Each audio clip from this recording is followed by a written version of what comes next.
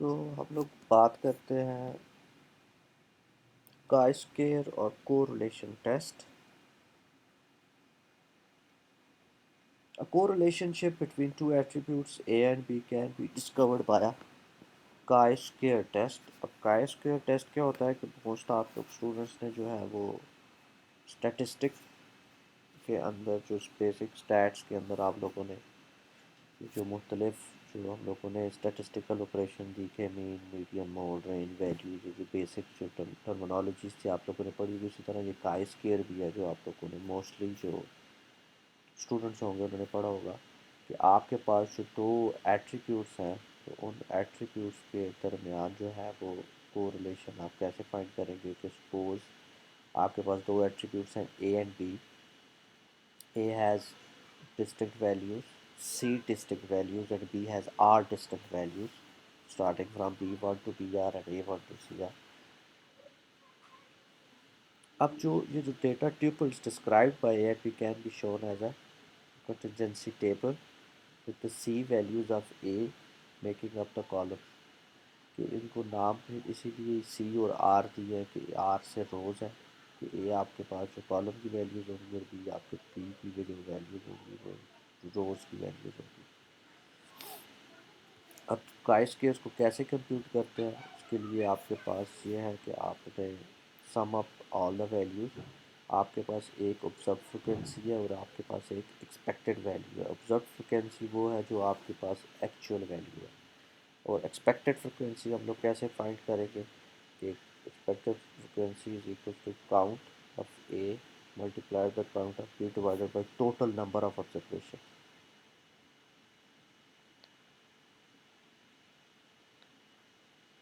अच्छा, अब जो इसकी हम लोग एक एग्जाम्पल के थ्रू देखते हैं कि आप लोगों को ये जो वैल्यूज़ हैं वो कैसे आप लोग कैलकुलेट करते हैं. तो हमारे पास suppose that a group of 1500 people are surveyed. The gender of each person was noted. Each person was polled as whether his or her preferred type of reading material was a fiction or a non-fiction. क्या हुआ कि हमारे पास दो attributes बने कि एक आपके पास जो होगा वो जेंडर का होगा, ठीक है, और जेंडर के अंदर आपके पास दो ऑप्शंस अवेलेबल है, मेल और फीमेल. और जो सेकंड हमारे पास जो एट्रीब्यूट बना वो कौन सा, प्रेफर्ड रीडिंग, जिसके अंदर अब अगेन हमारे पास दो पॉसिबल वैल्यूज़ हैं. एक आपके पास फिक्शन है और एक आपके पास नॉन फिक्शन है. अब अच्छा, कोरिलेशन हम लोग किसके फायदे को रहे हैं, for the nominal attribute, for the nominal data.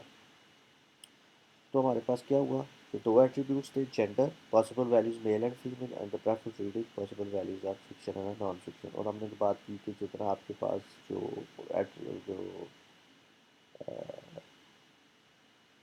Attributes हैं उतना आपके पास जो उसका जो पॉसिबल वैल्यूज हैं तो आपके पास कंटीजेंसी टेबल बनता है. This is known as a contingency table.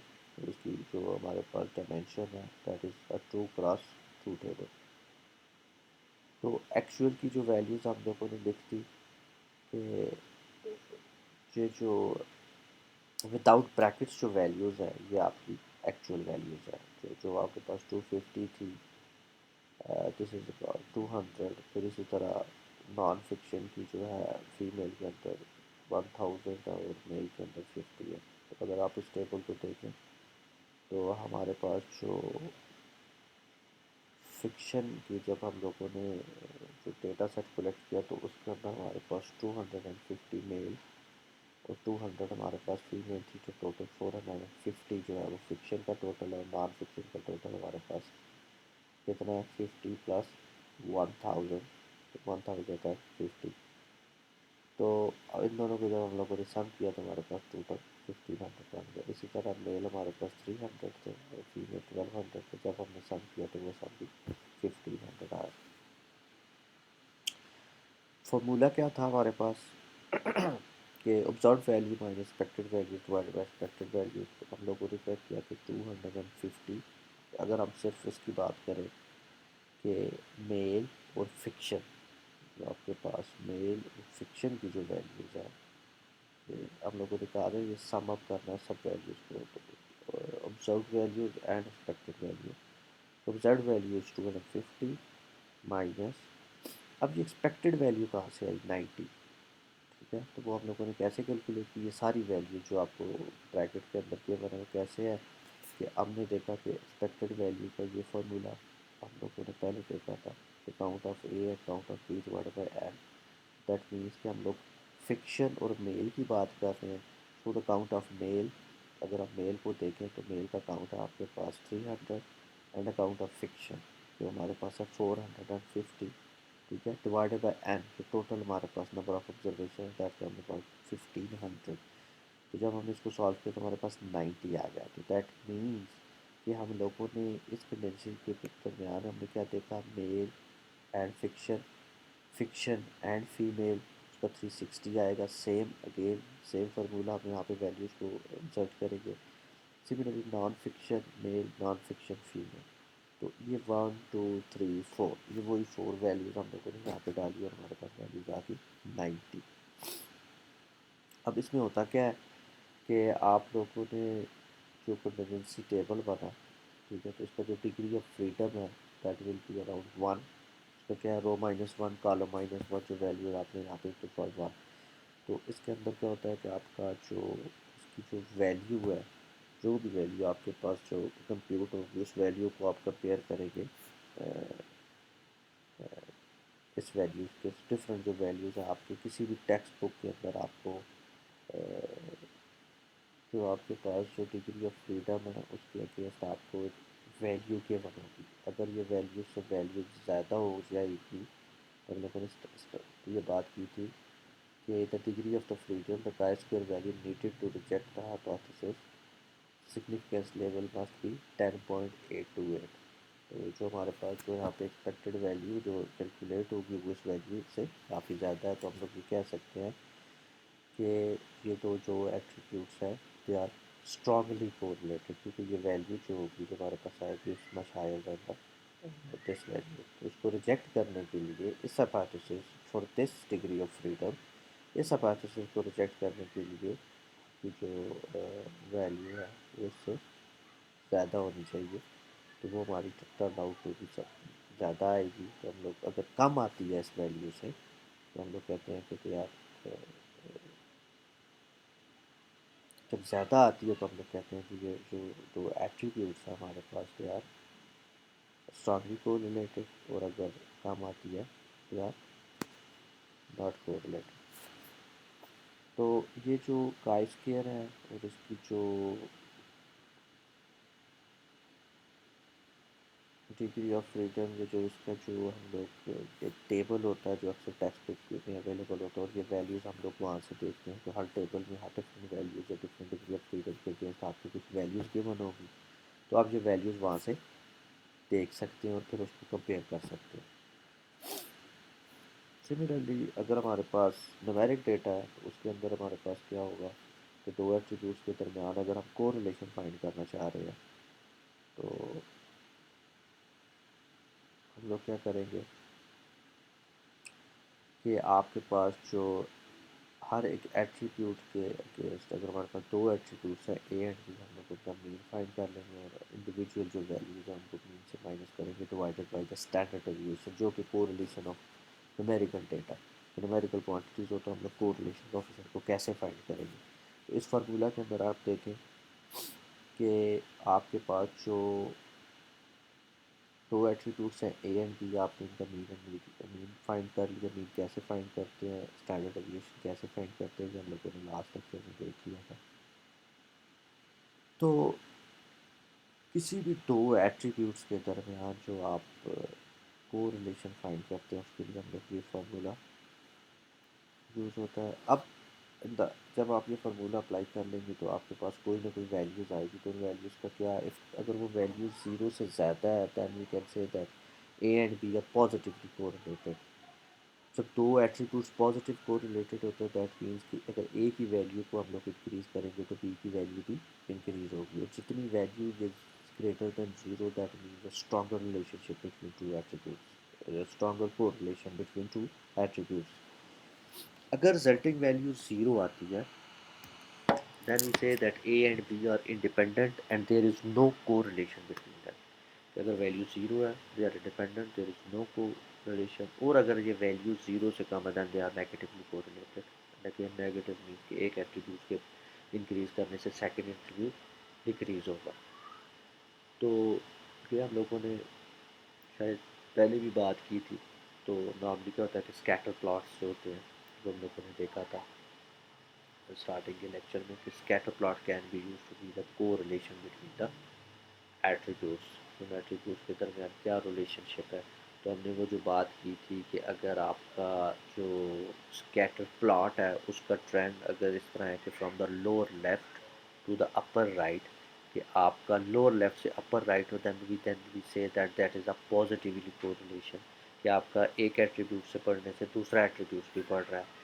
और अगर आपका जो स्कैटर प्लॉट है उसका ट्रेंड कुछ इस तरह का है कि start from the upper left to the lower right, तो अगर ट्रेंड इस तरह का है then we say that these two attributes are negatively correlated.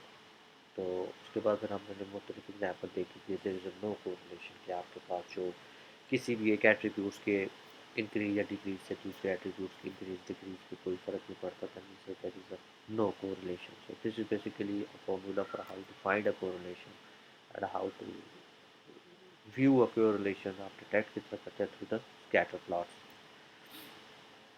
इसी तरह हम लोग कोवेरियंस की बात करते हैं कि न्यूमेरिक डेटा कोवेरियंस कैसे फाइंड करते हैं। Consider two numeric attributes A and B and the set of N observation, के हमारे पास दो एट्रीब्यूट्स और total number of observation N है।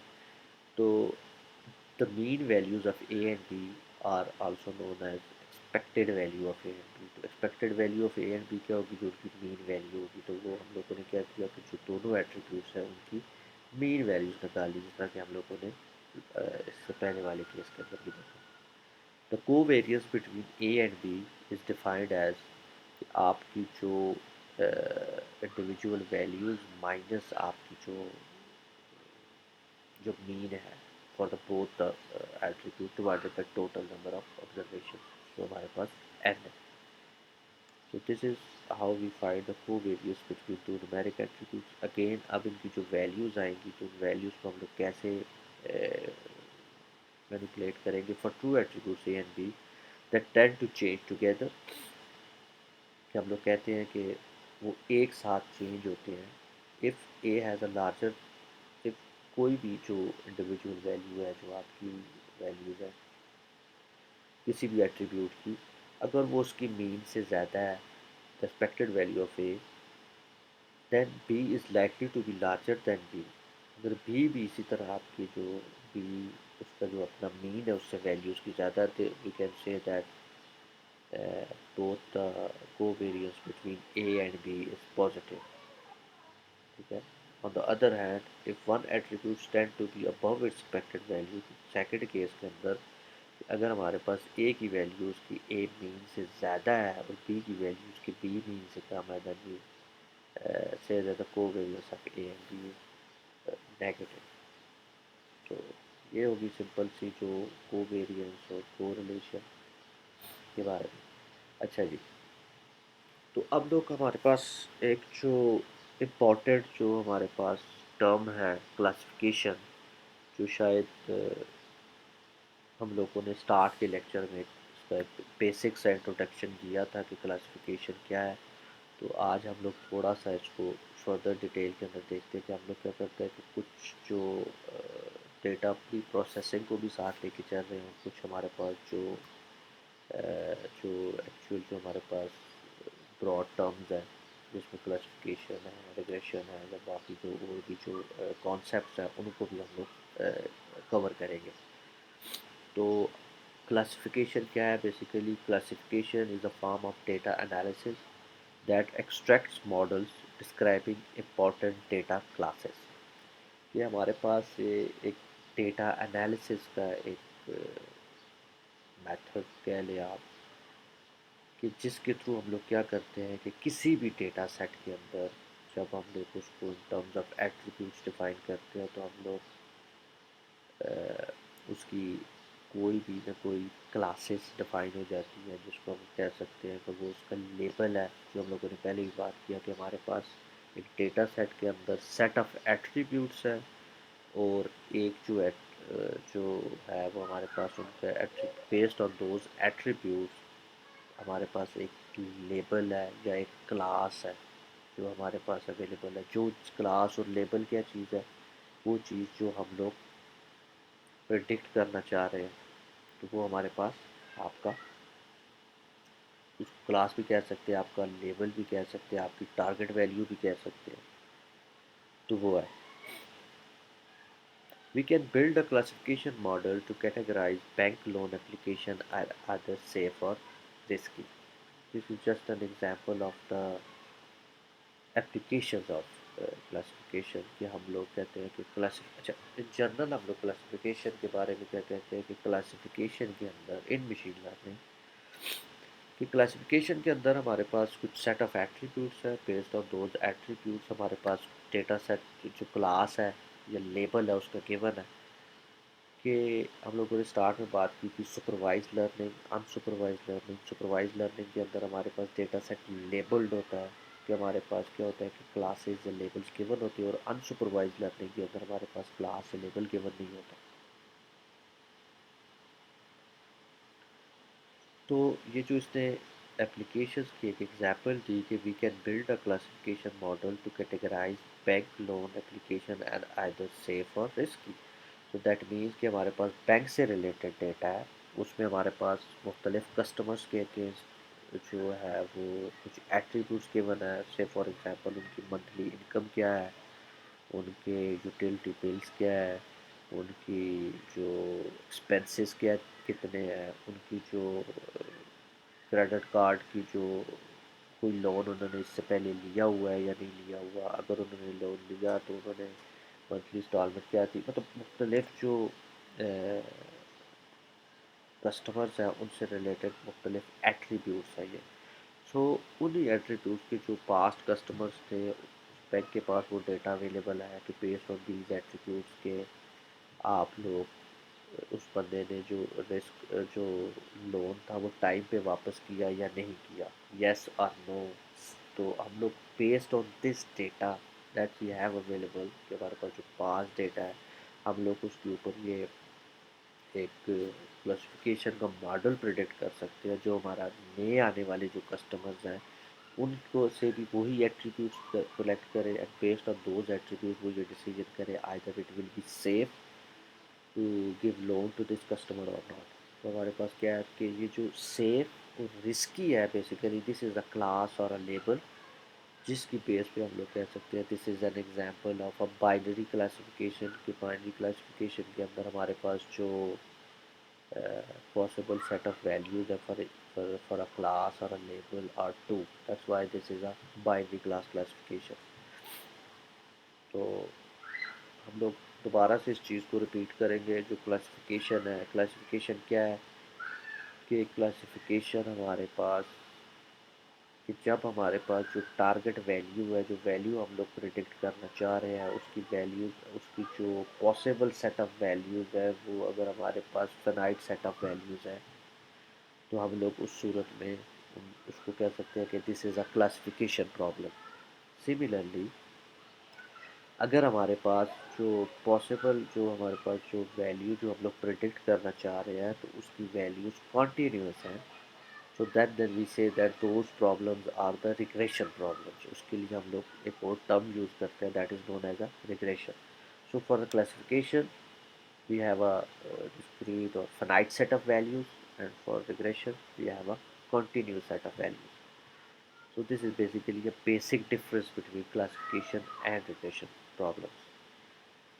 So many classification methods have been proposed by researchers in machine learning, pattern recognition and statistics. So most algorithms are memory resident के जो algorithms बनाए गए over the years के ये जो classification या regression के जो algorithms हैं basically ये evolve होते हैं with time।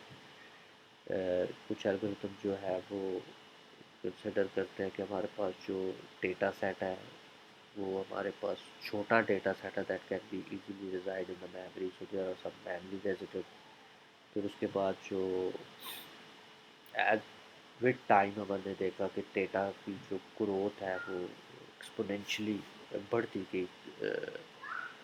Then there is a scalable classification and prediction techniques capable of handling large amount of disk resident data. तो फिर हमारे पास जो स्केलेबल क्लासिफिकेशन के मेथड्स डेवलप्ड हो गए जो फिर लार्ज डेटा सेट को भी हैंडल करना स्टार्ट हुआ. अगर हम क्लासिफिकेशन के एग्जांपल्स हैं उनमें इंक्लूडिंग फ्रॉड डिटेक्शन है, target marketing, performance prediction, medical diagnosis and others. तो उसकी मुख्तलिफ जो है एप्लीकेशन है. अगर हम इसकी एप्लीकेशंस को आगे फर्दर बात करें तो a bank loan officers needs analysis of her data to learn which loan applicants are safe and which are risky of the bank. तो जिसकी हमने अभी बात की कि हमारे पास कुछ सेट ऑफ एट्रीब्यूट्स हैं जो मुख्तलिफ जो बैंक के कस्टमर्स हैं उनके अगेंस्ट हमारे पास अवेलेबल है, जिन्होंने इससे पहले कोई भी लोन लिया और उन्होंने उसको टाइम पे दिया, कुछ ने टाइम पे नहीं दिया. तो based on that historical data, so we have extracted some set of attributes and we have that data labeled. Label data इस चीज़ में क्या है कि आइदर कि उन्होंने अपना जो बैंक लोन था वो टाइम पे दिया या नहीं दिया, तो हम लोग इसको या दिया या बिल्कुल नहीं दिया. या फ्रॉड डिटेक्शन, तो हम लोग ये कह सकते हैं कि हम लोग क्लासिफिकेशन में, क्योंकि हमारे पास जो पॉसिबल सेट ऑफ वैल्यूज़ है इसके अंदर राइट सेट ऑफ वैल्यूज़ हैं. This is example of binary classification safe and जिसकी इसको हम येस नो भी कह सकते हैं कि based on those historical attributes, historical data, कि हमारे पास जो मुख्तलिफ कस्टमर्स हैं, किसी बैंक के कस्टमर्स हैं, उन्होंने जब उनके कोई भी जो हम लोगों ने एट्रीब्यूट सेलेक्ट किए बेस्ड ऑन दोज एट्रीब्यूट्स, हम लोग कह सकते हैं कि जो हमारे नए कस्टमर्स होंगे तो वो either it will be safe to give them a loan और नॉट. तो दिस इज एन एग्जांपल कि फ्रॉड डिटेक्शन एन एग्जांपल. इसी तरह ईमेल के अंदर जो स्पैम और नॉट स्पैम का जो फिल्टर होता है, तो हम लोग वो भी, that is also an example of classification. क्योंकि हमारे पास जो चीज़ हम लोग प्रिडिक्ट करना चाह रहे हैं, जो हमारे पास टारगेट वेरिएबल है, उसकी जो वैल्यूज़ है वो फाइनाइट सेट ऑफ वैल्यूज़ है और इसके अंदर हमारे पास दो हैं. So this is an example of a binary classification. Similarly अगर हम इसकी एप्लीकेशन की बात करें तो a marketing manager at some store needs a data analysis to help guess whether customer with a given profile will buy a new computer. कि again कि कुछ हमारे पास कस्टमर्स के कुछ एट्रीब्यूट्स हमने लिए और बेस्ड ऑन दोज एट्रीब्यूट्स कोई भी सुपरमार्केट के अंदर हम लोग ये चीज़, ये इस तरह का एक मॉडल बना सकते हैं जो ये प्रेडिक्ट करे कि whether this a person with these attributes will buy a computer or not. So again, this is a binary classification example. Similarly, a medical researcher wants to analyze the breast cancer data to predict which one of the three specific treatments a patient should receive.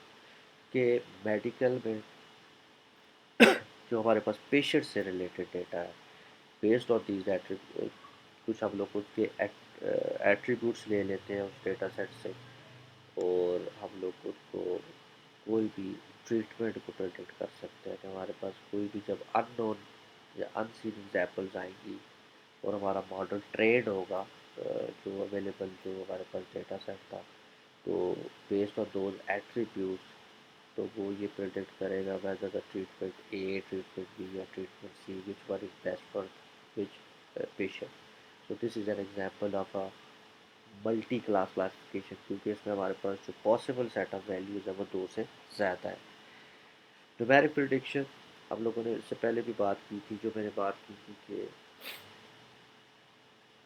कि classification में हमारे पास right set of values हो तो वो classification problems है, और जब हमारे पास कंटिन्यूस वैल्यूज़ को हम लोगों ने प्रिडिक्ट करना हो तो that those there is a technical term used as regression. तो उसको हम लोग कह सकते हैं कि that is a regression problem. तो regression analysis is a statistical methodology that is most often used for numeric prediction. और जो continuous values को predict करते हैं उसके लिए हम लोग यूज़ करते हैं. तो ओवरऑल हमारे पास क्या है कि ये हमारे पास ट्रेनिंग डेटा है.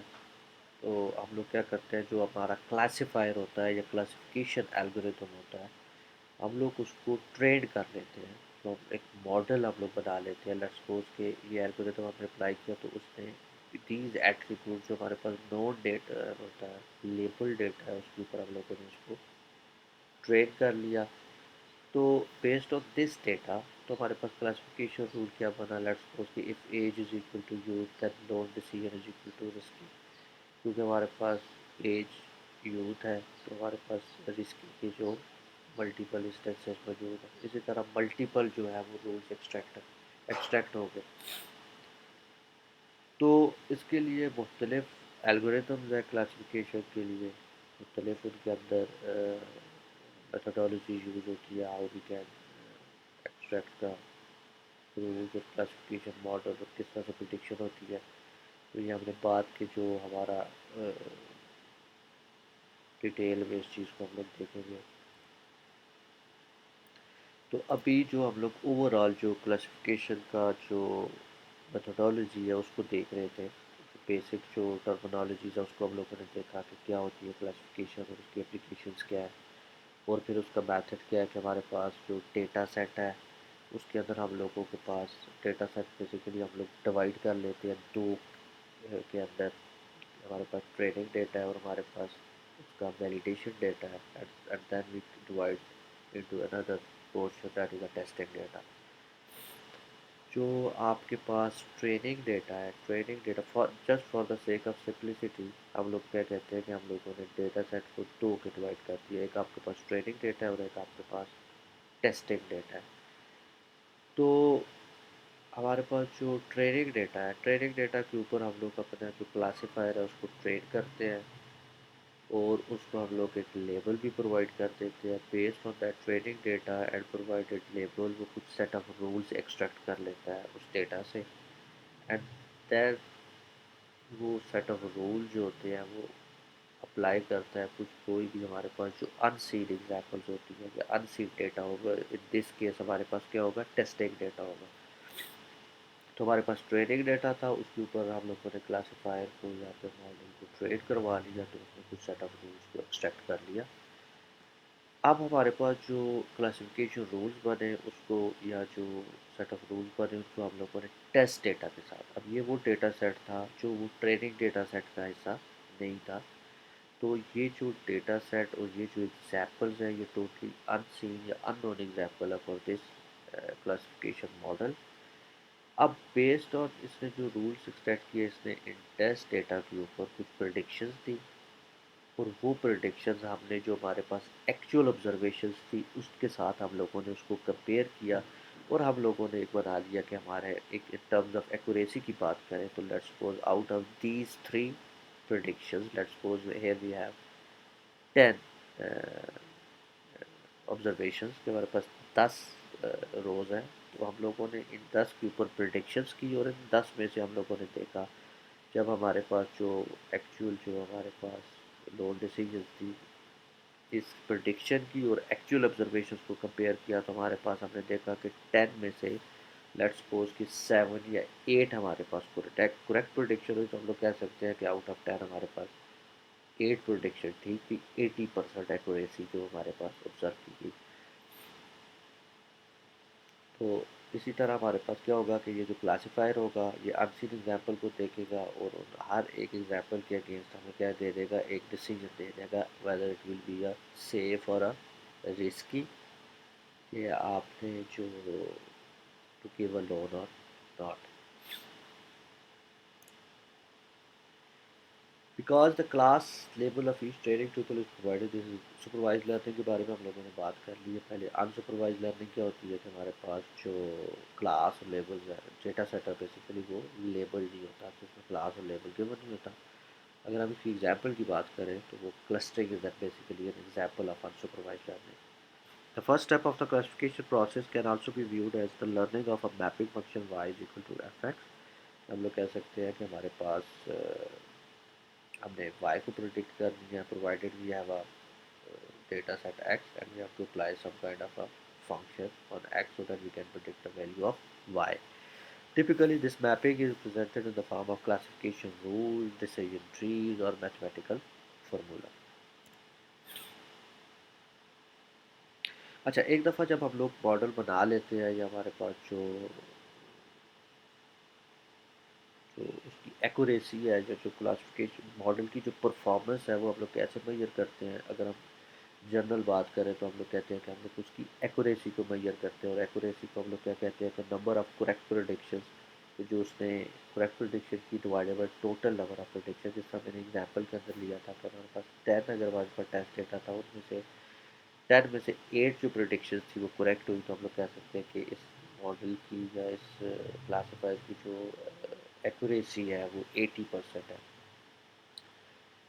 To use the training set to measure the classifier accuracy, this estimate would be like to be optimistic, but the classifier tries to overfit the data। तो हम लोगों ने देखा कि अगर हम लोग ट्रेनिंग डेटा सेट में को लेके ही उसमें से कुछ सैंपल्स ले लें और डेटा सेट को जब मॉडल बन जाए और उसको उसी के ऊपर टेस्ट करें, तो इन दैट केस हमारा जो रिजल्ट्स होंगे वो बेहतर होंगे, क्योंकि जो आपके पास मॉडल है उसने वो एग्जाम्पल्स हैव सीन बिफोर, तो उसके पास वो डेटा सेट जो है वो नया नहीं है, और उसने कुछ जो रूल्स एक्सट्रैक्ट किए उनमें से exactly the same data available है। तो अगर हम उसको ट्रेनिंग डेटा से ही हम लोग अगर अपने मॉडल को करेक्ट उसको टेस्ट करेंगे, तो that is not a correct way, और उसमें रिजल्ट जो होंगे बहुत ही ऑप्टिमिस्टिक, तो बहुत ही बेहतर रिजल्ट होंगे। लेकिन जब आप उसी मॉडल को किसी अनसीन एग्जाम्पल के ऊपर टेस्ट करेंगे, तो आपका जो रिजल्ट्स होंगे वो कंपैरेटिवली बहुत बुरे होंगे। So this is always a best practice कि आप ट्रेनिंग डेटा सेट के ऊपर उसको ट्रेन करें और अनसीन एग्जाम्पल्स के ऊपर उसको टेस्ट करें और उसको वैलिडेट करें। Therefore, a test set is used made up to test tuples and their associated class labels। ये हम लोगों ने बात कर ली। एक्यूरेसी को कैसे हम लोग फॉर्मुलेट करते हैं कि number of correct prediction divided by total number of prediction. तो सिमिलरली हमारे पास एक कन्फ्यूजन मैट्रिक्स बनती है, हम लोग उसको फर्दर डिवाइड कर लेते हैं कि हमारे पास जो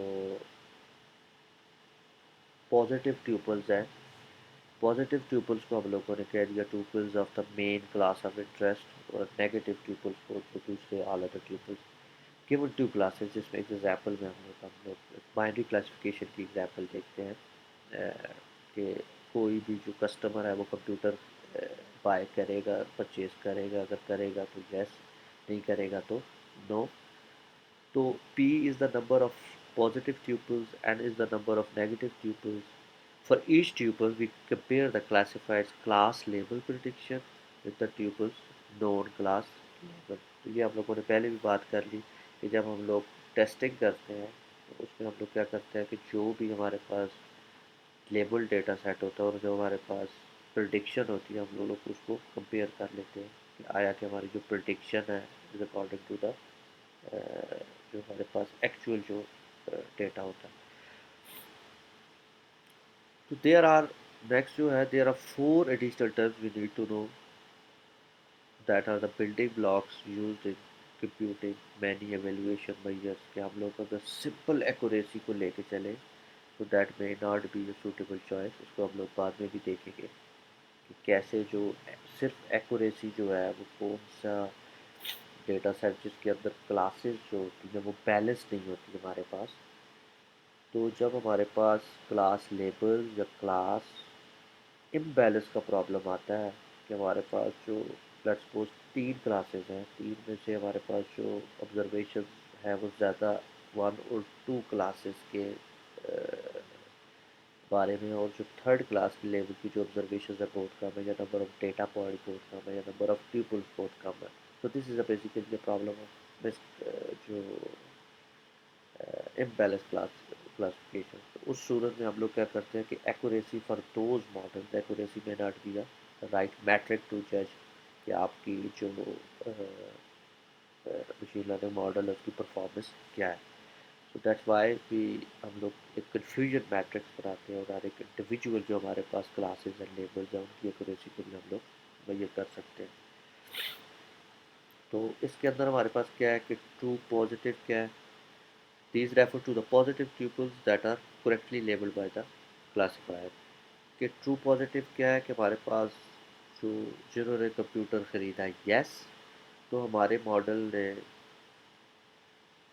कितने जो येसेस थे उनको करेक्टली आइडेंटिफाई किया। तो this is basically a true traffic. true positive. These refer to the positive tuples that were correctly labeled by the classifier. Similarly, true negative, these are the negative tuples that were correctly labeled by the classifier. कौन से computer थे जो no थे और उसने correctly no को ही predict किया हमारे classifier में. False positive क्या हुआ? These are negative tuples that were incorrectly labeled as positive. तो ये वो अब वो सारी false positive क्या थी? वो जो error था, error था negative tuples के अंदर that were incorrectly labeled as positive. तो false negative क्या हो गया? These are positive tuples that were mislabeled as negative. कि false negative क्या था? कि आपके जो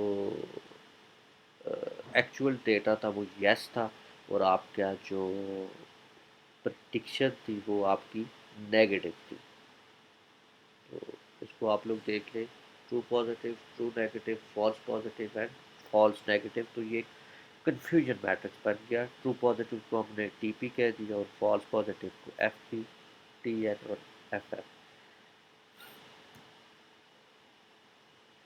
और इस चीज़ को हम लोग कहते हैं confusion matrix. The confusion matrix is a useful tool for analyzing how well your classifier can recognize tuples of different classes. कि इन जनरल तो हम लोगों ने बात कर ली है थोड़ी सी की. अगर हम लोग ये देखना चाहते हैं कि हम लोगों का जो मुख्तलिफ क्लासेस को, क्लासेस के अंदर जो ट्यूपल्स को हाउ वेल और मॉडल हैव रिकॉग्नाइज्ड के हर एक जो लेबल है उस लेबल की प्रोडिक्शन. जिस तरह के इस एग्जाम्पल में हम लोगों ने देखी कि यस और नो है, तो कितने यस जो यस थे जो उसने यस को प्रोडिक्ट किया और कितने नो नो थे जो उसने करेक्टली प्रोडिक्ट किया. कितने यस यस थे लेकिन उसने नो को प्रोडिक्ट किया और कितने नो यस थे जिसको उसने नो को. तो ये थोड़ा सा आपको कन्फ्यूजन लगेगी, लेकिन अगर आप इसको इन स्लाइड्स को भी पढ़ेंगे और प्लस आप ऑनलाइन भी जाके देख सकते हैं कि ये कन्फ्यूजन मैट्रिक्स जो है ये इसके अंदर ये जो ट्रू पॉजिटिव ट्रू नेगेटिव किस चीज़ को रिप्रेजेंट करते हैं. एंड देन अपने बाद के लेक्चर के अंदर देखेंगे कि how we can drive the different model evaluation with different classification model evaluation matrix from this confusion matrix. So the next is true positive and true negative जो हम लोगों ने बात की थी. बेसिकली ये बताता है कि हमारे जो मॉडल है उसने कौन सी प्रोडिक्शंस ठीक की हैं, चाहे वो यस की हो या नो की हो.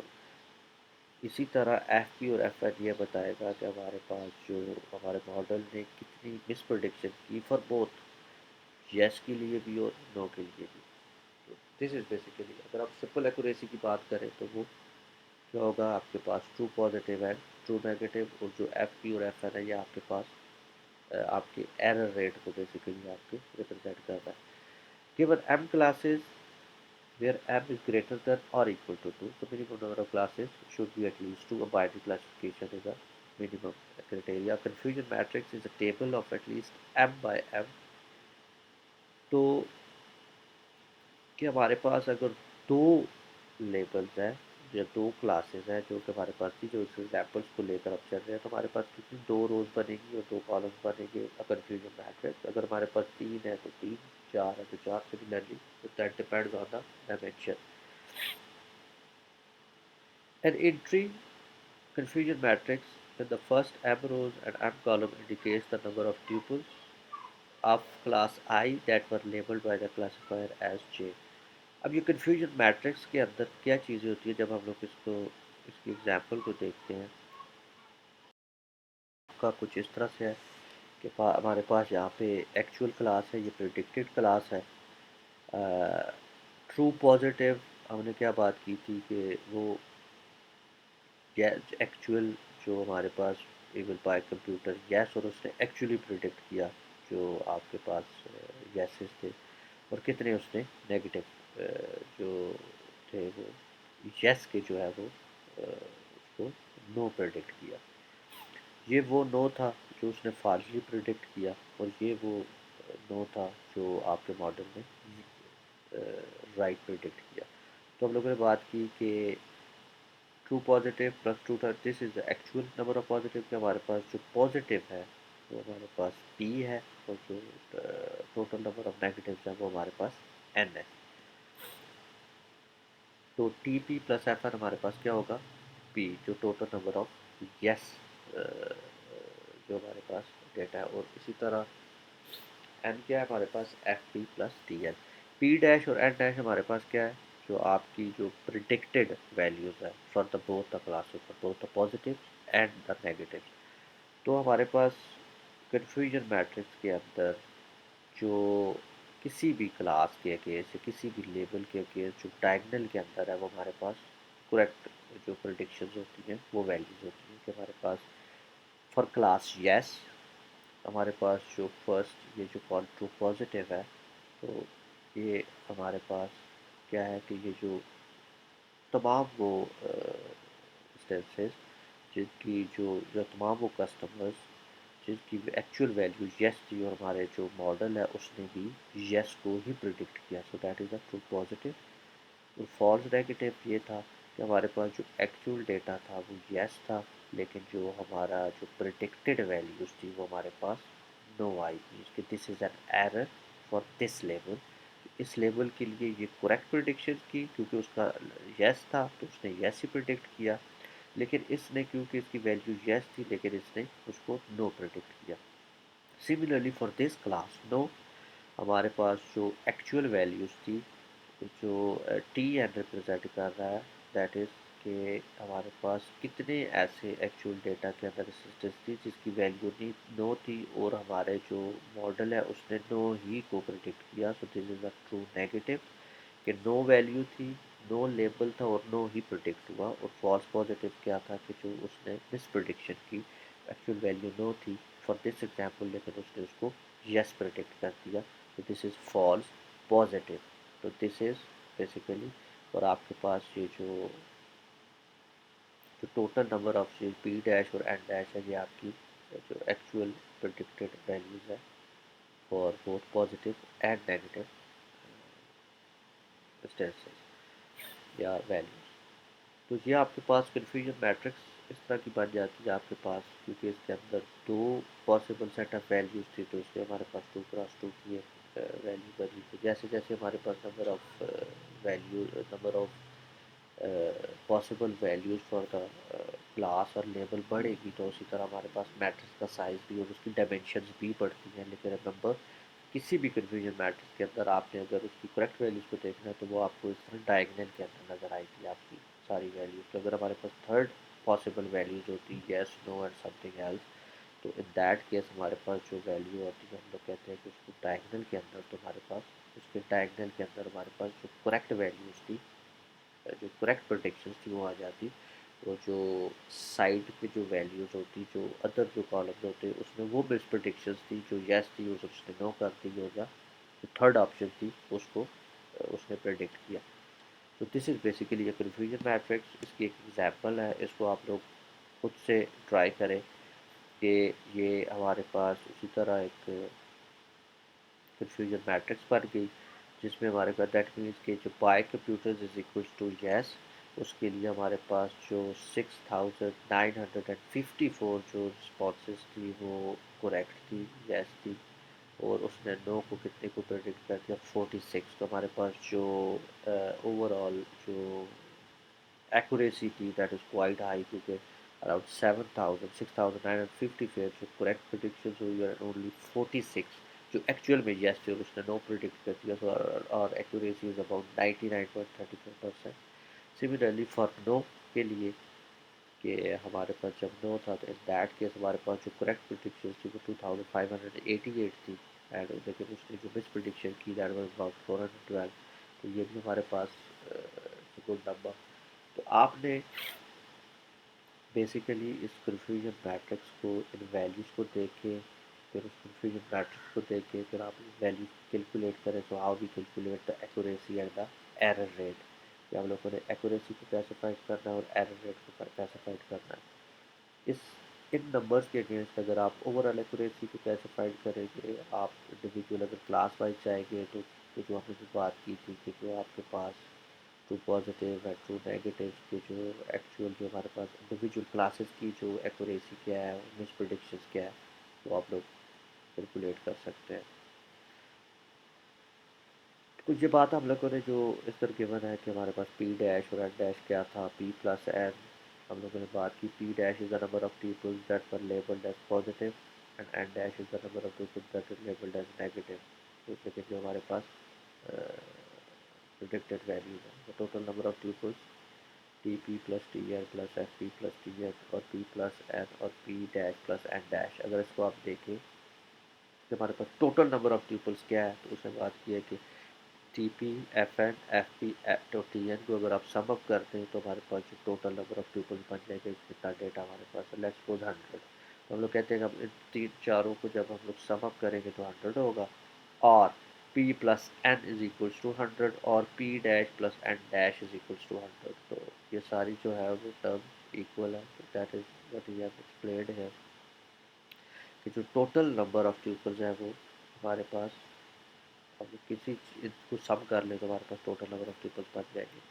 Confusion matrix can be easily drawn for multiple classes in a similar manner, जिसकी भी आपने फिर बात की। अगर हमारे पास एक बाइनरी क्लासिफिकेशन के अलावा हमारे पास अगर मल्टी क्लास क्लासिफिकेशन काम हो तो हमारे डायगनल के अंदर जो वैल्यूज होगी हम लोग उसको एक्सटेंड कर सकते हैं और डायगनल के अंदर हमारे पास करेक्ट वैल्यूज आएगी।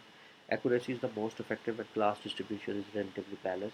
ये भी हम लोगों ने थोड़ा सा डिस्कस किया कि एक्यूरेसी जब हम लोग मैयर करते हैं वो दैट केस के जहाँ पे हमारे पास क्लास की डिस्ट्रीब्यूशन बैलेंस्ड हो, कि हमारे पास नंबर ऑफ ऑब्जर्वेशन जो डिफरेंट क्लासेस को रिप्रेजेंट कर रही है वो एग्जैक्टली इक्वल ना हो पर नियरली इक्वल हो, कि हमारे पास इनफ ऑब्जर्वेशन हो कि हम लोग अपने मॉडल को उसको ट्रेन और टेस्ट कर सकें। सो दिस इज़ वेयर अगर जहाँ पे हमारे पास class distribution is relatively balanced है, तो in that case we can say कि हमारे पास जो एक्यूरेसी की मैयर है, जो एक्यूरेसी की जो एवेल्यूएशन मैट्रिक है, वो उसको उस परफॉर्मेंस को उस मॉडल की परफॉर्मेंस को करेक्टली डिपिक्ट कर रही है। तो एक्यूरेसी को जब हम लोग फाइंड करेंगे तो it's T P plus T है डिवाइड बाई पी प्लस है, कि आपकी जो करेक्ट प्रोडिक्शन है।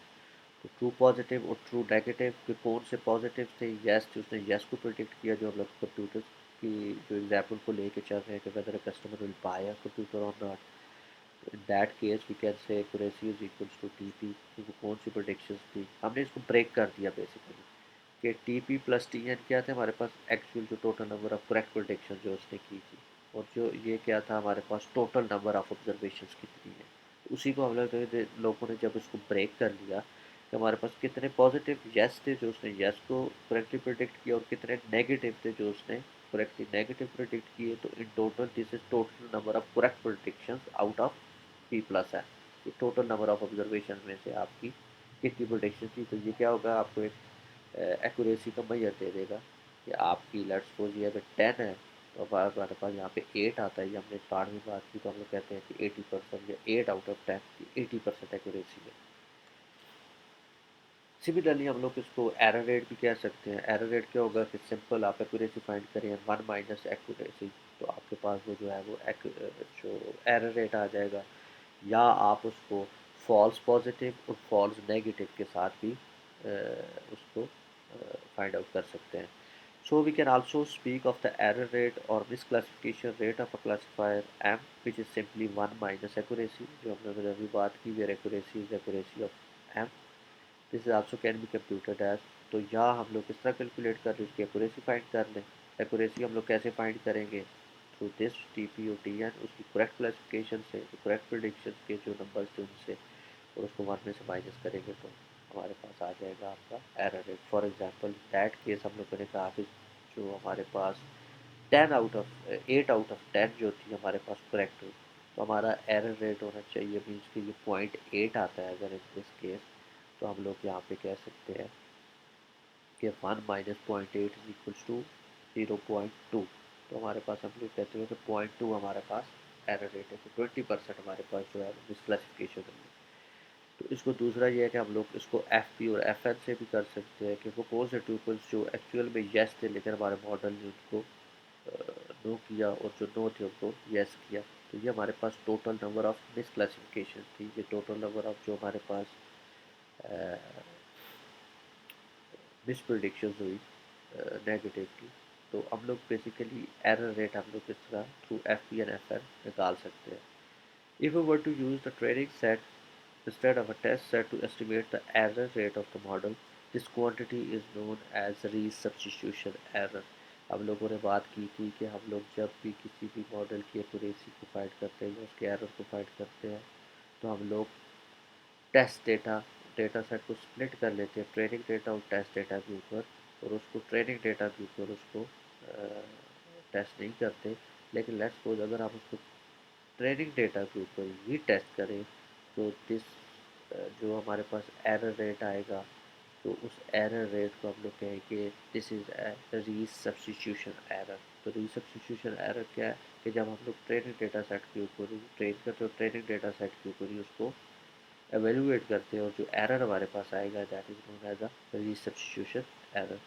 तो आज का जो हम लोगों ने बात की है, जो क्लासिफिकेशन का एक जनरल सा इंट्रोडक्शन लिया हम लोगों ने, और क्लासिफिकेशन के बारे में हम लोगों ने बात की, और क्लासिफिकेशन की जो एवेल्यूएशन मैट्रिक है उसके बारे में बात की। हम लोगों ने कन्फ्यूजन मैट्रिक का एक जनरल इंट्रोडक्शन लिया कि हम लोग एक्यूरेसी कैसे फाइंड करते हैं, फिर उसको हमने ब्रेक किया कन्फ्यूजन मैट्रिक्स में, ट्रू पॉजिटिव और नेगेटिव हम लोगों ने देखा कि वो कैसे प्रैक्टिकली ये चीज़ें कैसे होती है। ये सारी चीज़ें हम लोग एक प्रैक्टिकल एग्जाम्पल के अंदर भी देखेंगे, जिसमें हम लोग एक केस स्टडी को लेके चलेंगे, और उस केस स्टडी के अंदर हम लोग को कुछ जो बेसिक हम लोग थोरेटिकल चीज़ें पढ़ रही है, इन चीज़ों को हम लोग प्रैक्टिकली भी देखेंगे। तो आज का जो लेक्चर है वो बस इतना ही है। जो इसके बाद हम लोग इसी तरह इसी पैटर्न के ऊपर जाएंगे कि हम लोग कुछ डेटा प्री प्रोसेसिंग को भी लेंगे, साथ साथ लेके चलेंगे, और डेटा जो हमारे पास जो एक्चुअल डेटा एनालिसिस है उसको भी हम लोग देखेंगे। तो आज के लिए लेक्चर बस इतना ही। इंशाल्लाह नेक्स्ट वीक के लेक्चर के साथ दोबारा मिलेंगे।